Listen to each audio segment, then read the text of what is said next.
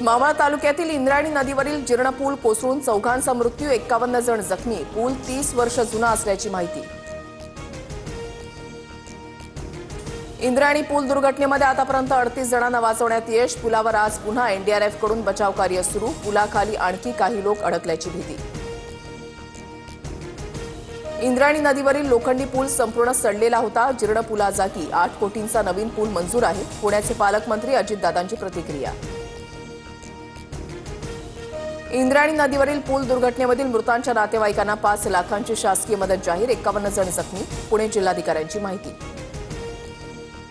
मुंबईतील तिघे पर्यटक माथेरानच्या शेलॉट लेकमध्ये बुडाले।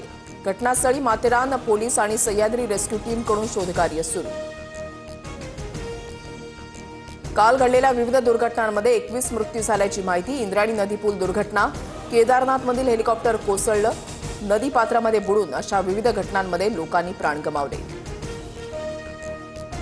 मुंबई आणि उपनगरांमध्ये काल रात्रीपासून पावसाच्या सरी। मुंबईमध्ये रात्रभर पाऊस। सायन आणि दादरचे रस्ते जलमय। रात्री 2 ते पहाटे 5 पर्यंत फोर्ट परिसरात सर्वाधिक 74 मिलीमीटर पावसाची नोंद।